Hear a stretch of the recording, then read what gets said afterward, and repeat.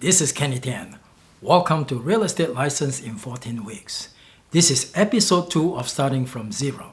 If you have not watched episode 1, I will encourage you to watch episode 1 before you watch episode 2. In this episode, we will discuss freehold estate in chapter 1. Now, first of all, in chapter 1, we're going to start with estate and property.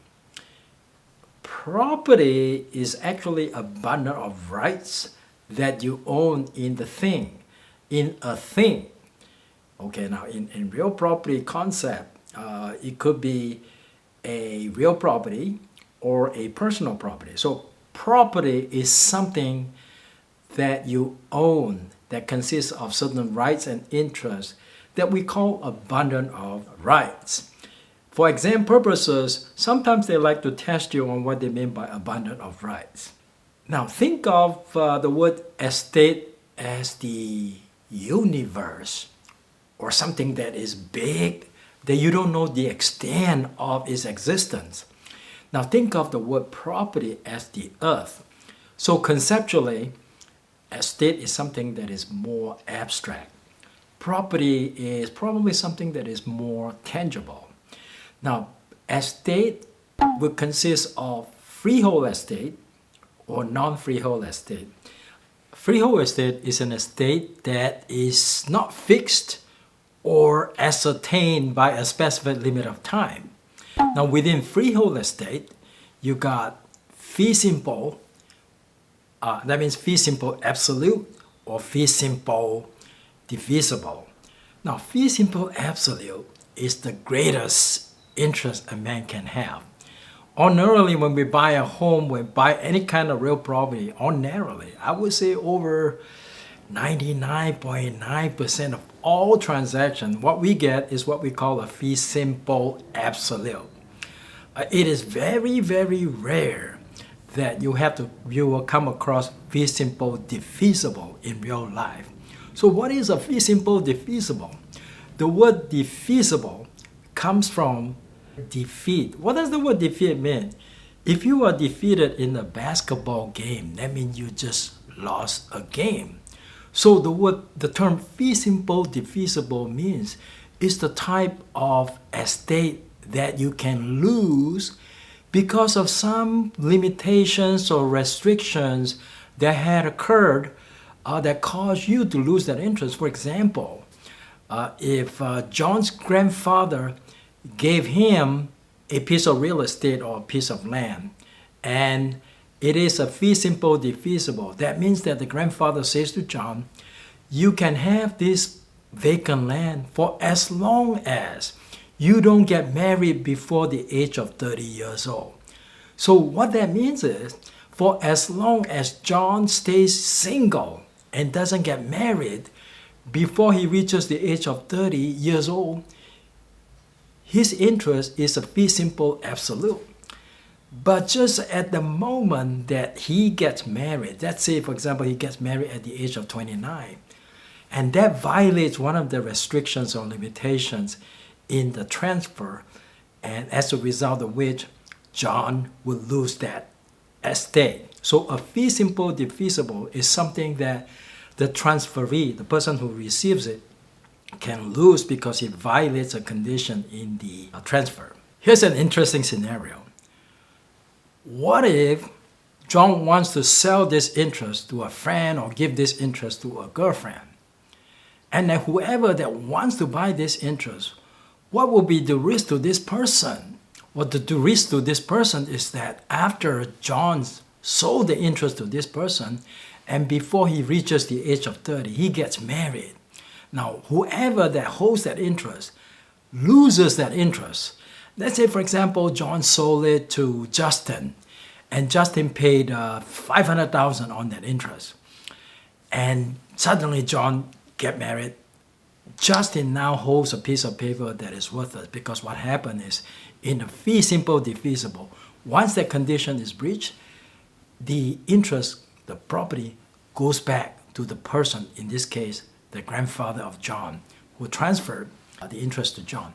Now, what if the grandfather is already dead? Well, if the grandfather is already dead, the interest goes to the grandfather's heirs, who could be John's father or John's father's brothers and sisters and so forth. We don't know how many people are there who are heirs to the grandfather. Now, one thing I wanted to point out to you that sometimes in the exam, they will ask you to identify terms that are similar in meaning to each other. For example, a fee simple is also known as estate of inheritance or perpetual estate. So if you're in my classroom where you have the textbook in front of you, I would ordinarily ask you to highlight estate of inheritance and perpetual estate, because in exam they'll ask you which of the following has the same meaning as fee simple, for example. Now let's talk about life estate. A life estate is also a freehold estate. It's just a different kind of freehold estate that is different from fee simple. Well, the difference between life estate and fee simple is that a life estate has a duration that can be ascertained or fixed, such as the life of a human being. A life estate must be dependent on the life of a human being, and not as it can be dependent on the life of an animal like a dog or cat. No, it must be dependent on the life of a human being. Say I'll give you an example. Now, if a person wants to establish a life estate, such as a very old person who wants to establish a life estate based on her own life, such as a person who is 99 years old. Now, a person who is 99 years old normally does not have the earning capacity if she really doesn't have anything other than just a house that she owns.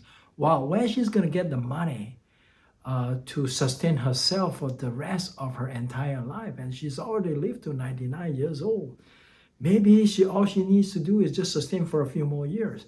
Now, if she makes a proposition to you that she will give you a life estate, which depends on her life, on a property that she owns that is worth about $1 million, and she sells it to you for $500,000 in the form of a life estate that is dependent on her life.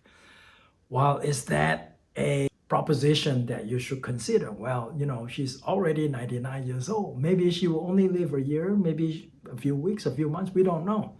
But is that a kind of bet that you want to place?